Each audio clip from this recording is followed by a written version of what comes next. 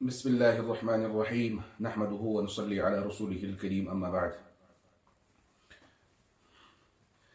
चूँकि माह रमज़ान का महीना चल रहा है और हमने एक ये सेशन रखा है कि हर दिन इंशाअल्लाह किसी एक ख़ास टॉपिक पर आपसे बात करेंगे और उससे मुताल्लिक़ा जितने भी मसाइल हैं उस पर से हासिल बात कर सकें, ताकि रोज़ों की हालत के अंदर मुसलमान के जहन के अंदर जितने भी सवालात होते हैं वो सवालात आपके क्लियर हो जाएं। तो इस वाले सेशन के अंदर हम जो डिस्कस करने जा रहे हैं वो है रोज़े किस पर फ़र्ज़ हैं और किस पर नहीं है। और हर एक मुसलमान जानता है रोज़ों की अहमियत क्या है, क्योंकि कुरान मजीद में अल्लाह तबारक व तआला ने फरमाया या अय्युहल्लज़ीना आमनू कुतिबा अलैकुमुस्सियाम, कि ए ईमान लाने वाले लोगों तुम पर रोज़े फ़र्ज़ हैं। या इसी तरह से आगे अल्लाह तबारक व तआला ने फरमाया फ़मन शहीद मिनकुमुश शहर फल्यसुम, जो तुम में से माह रमज़ान को पाले उसको चाहिए कि रोज़ा रखे। अब रोज़े किस पर फ़र्ज़ हैं, किसके ऊपर फ़र्ज़ है, किसके ऊपर फ़र्ज़ नहीं है, तो इसके लिए एक उसूली बात याद रखनी चाहिए कि जो इस्लामी हुक्म मुतवज्जह होता है वो होता है जो आकिल हो, बालिग हो, मुसलमान हो। इन तीन शराइत, एक मुसलमान, दूसरा आकिल और तीसरा बालिग। मुसलमान होना ये सबको पता है, आकिल होना भी हम में से हर एक को पता है। अब बालिग जो है किसको कहेंगे, किस बच्चे के ऊपर रोज़ा फ़र्ज़ है, किसको हम बालिग कहेंगे।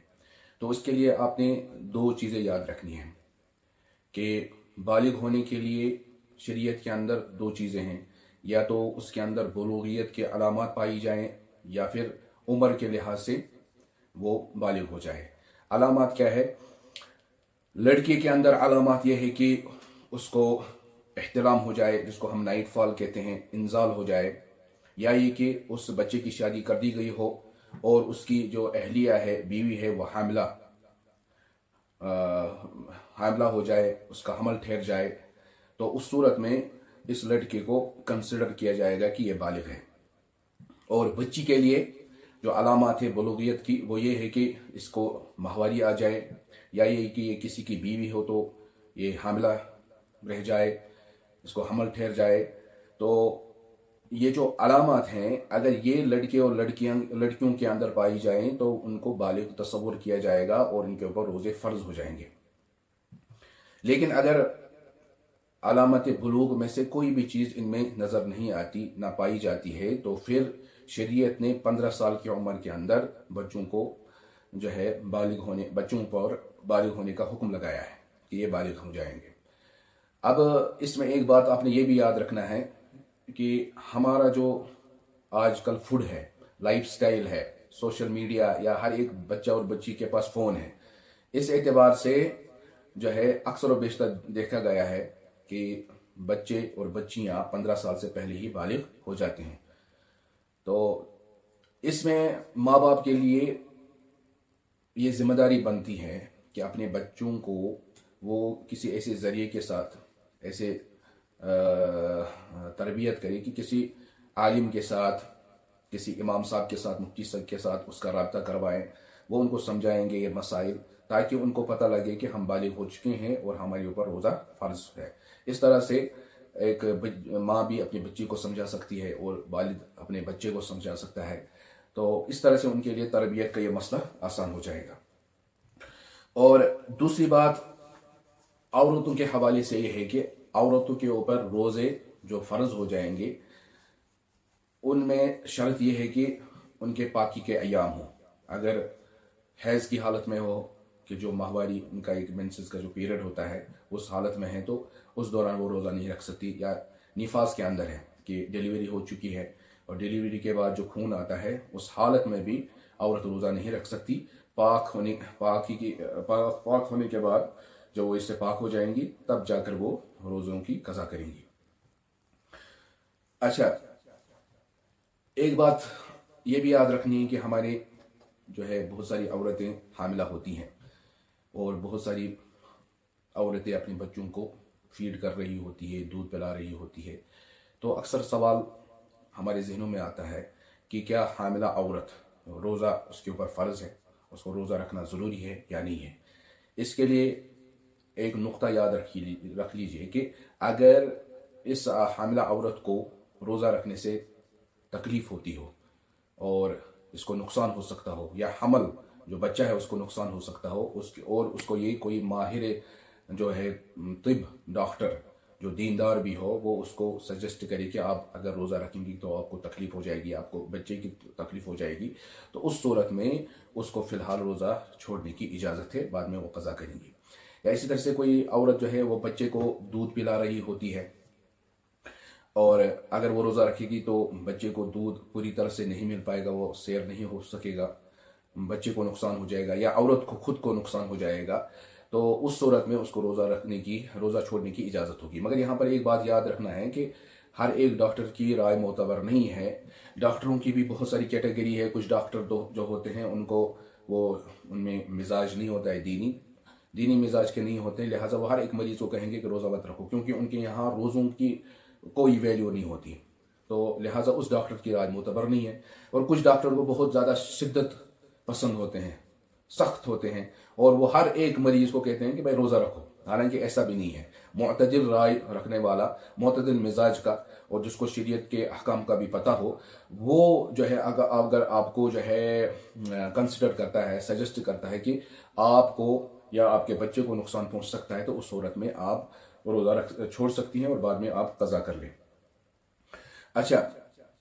ہمارے یہاں ایک مزاج بن چکا ہے کہ معمولی سی بیماری کے اوپر ہم روزہ چھوڑ دیتے ہیں۔ کسی کو زکام ہو گیا، سر میں درد ہے، ہیڈ ایک ہے، تو وہ روزہ نہیں رکھتے،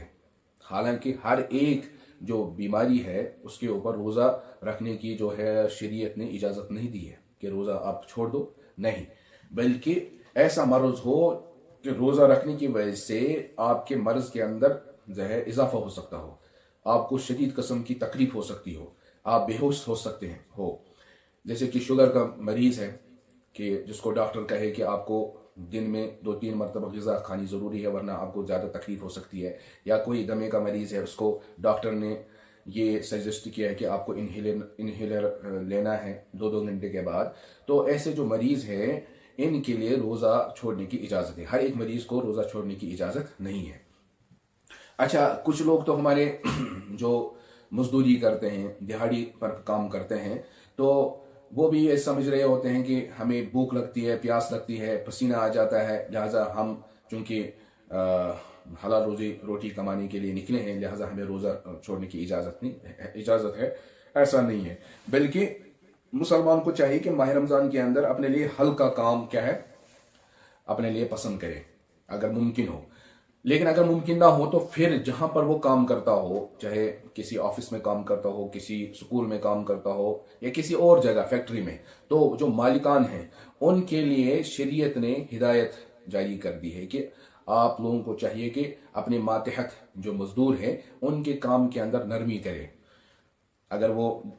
5 گھنٹے 6 گھنٹے کام کرتے تھے عام دنوں میں، تو آپ ان کے کام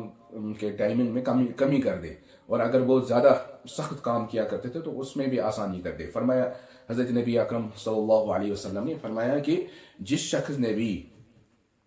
روزے کی حالت کے اندر، روزوں کی وجہ سے اپنے ماتحت کے کام کے اندر آسانی پیدا کر دی، اللہ تبارک و تعالیٰ اس کو جہنم سے خلاصی کا پروانہ عطا فرمائیں گے۔ اتنی بڑی سعادت ہے، لہٰذا ہمیں سے ہر ایک کو چاہیے کہ جو بھی کسی کے ماتحتی میں کام کرتے ہوں تو ان کو چاہیے کہ وہ اپنے ان ملازمین کے کام کے اندر آسانی پیدا کر دے اور جو ٹائمنگ ہے اس کے اندر بھی کمی کر دے۔ اچھا، مزید شریعت نے جو آزار بتائے ہیں جن کی وجہ سے روزہ چھوڑنے کی اجازت ہے، ایک تو فرمایا فَمَنْ كَانَ مِنْكُمْ مَرِيضًا أَوْ عَلَى سَفَرٍ فَعِدَّةٌ مِّنْ أَيَّامٍ أُخَرَ، تم میں سے کوئی جو مریض ہو یا مسافر ہو تو اس کو روزہ چھوڑنے کی اجازت ہے، وہ باقی بعد میں جو ہے روزوں کی قضا کریں گے۔ مریض کے حوالے سے تو بات آ چکی ہے کہ ہر ایک مریض کو روزہ چھوڑنے کی اجازت نہیں ہے، بلکہ ایسا مریض ہے جس کے مرض کے اندر اضافہ ہو سکتا ہے، شدید قسم کی تکلیف کا سامنا اس کو کرنا پڑ رہا ہو، تو बेहोश होता हो, तो उस सूरत में माहिर डॉक्टर जब उसको सजेस्ट करे तो रोज़ा छोड़ने की इजाज़त है। लेकिन मुसाफिर जो है, मुसाफिर किसको कहेंगे? शरई मुसाफिर हम उस शख्स को कहेंगे जिसको कम से कम 48 मील या किलोमीटर के एतबार से 77 किलोमीटर 78 किलोमीटर की दूरी पर जाना हो, तो ऐसा शख्स जो है शरई मुसाफिर कहलाता है। मगर यहाँ पर एक बुनियादी चीज़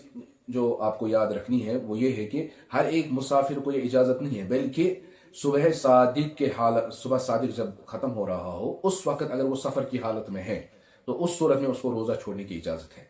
अगर कोई शख्स घर में है, सुबह को यानी सहरी के वक्त सुबह सादिक घर में गुजार रहा है, 8 बजे 9 बजे उसको जम्मू जाना या दिल्ली जाने का इरादा हो, तो अब ये समझ रहा है कि मुझे तो 8 बजे सफ़र करना है, 10 बजे मेरी फ़्लाइट है, लिहाजा मैं आज सहरी नहीं खाऊंगा, रोज़ा नहीं रखूंगा, उसके लिए इजाज़त नहीं है। बल्कि ये इजाज़त उस मुसाफिर के लिए है कि सुबह सादिक का वक्त जो है वो उसका सफ़र की हालत में गुजर रहा हो, वो उस वक्त मुसाफिर बन चुका हो या आबादी से बाहर जा चुका हो, तो ऐसे मुसाफिर के लिए इजाज़त है कि वो रोज़ा छोड़ सकता है। लेकिन बेहतर यह है कि मुसाफिर जो आजकल सफ़र करते हैं, गाड़ी में करते हैं, हवाई जहाज़ में करते हैं, ट्रेन पर करते हैं, तो इसमें कोई ख़ास मशक्क़त नहीं होती, लिहाजा बेहतर है उनके लिए कि वो रोज़ा रखें। लेकिन अगर ना रखना चाहे तो उनको इजाज़त है, या घर से सुबह को निकला, रोज़ा उसने रखा था, फिर सफ़र के दौरान उसको बहुत ज़्यादा मशक्क़त पेश आई सफ़र के दौरान, और अगर उसने फिर रोज़ा तोड़ दिया तो उसके ऊपर कफ़ारा नहीं, बाद में वो क़ज़ा करेगा। तो ये आज के दिन जो हमारा टॉपिक था उस हवाले से कुछ बातें थी कि सबसे पहले कि रोज़े की अहमियत क्या है, किस पर रोज़े फ़र्ज़ है, किस पर रोज़े फ़र्ज़ नहीं है, और रोज़ा फ़र्ज़ जो होता है मुसलमान आक़िल और बालिग पर, फिर जो है बच्चों पर रोज़ा कब फ़र्ज़ होता है कि जब वो बालिग हो जाएं। तो बालिग होने के लिए 2 चीज़ें हैं, या तो अलामत बुलूग़ उनमें पाई जाएं, या फिर उनके अंदर जो है उम्र के लिहाज से वो बालिग हो जाएं 15 साल की उम्र के अंदर। उसके अलावा जो है हामिला या दूध पिलाने वाली औरत, अगर उसको डॉक्टर मशवरा दे कि आपको तकलीफ हो सकती है, आपके बच्चों को तकलीफ हो सकती है, तो उसको भी रोज़ा छोड़ने की इजाज़त है। और इसी तरह से औरतों के अंदर अगर वो जो है माहवारी के अंदर हैं या निफास का खून, निफास के अयाम वो गुजार रही हैं, तो उनको रोज़ा छोड़ने की इजाज़त है। साथ साथ मरीज़ और मुसाफिर ऐसे हजरात के लिए भी रोज़ा छोड़ने की इजाज़त है। तो उम्मीद है कि जो है इसके हवाले से जो ज़रूरी बातें हैं वो आपके सामने आई होंगी। अल्लाह ताला हमें माह रमज़ान की बरकतें नसीब फरमाए। वमा अलैना इल्लल बलाग।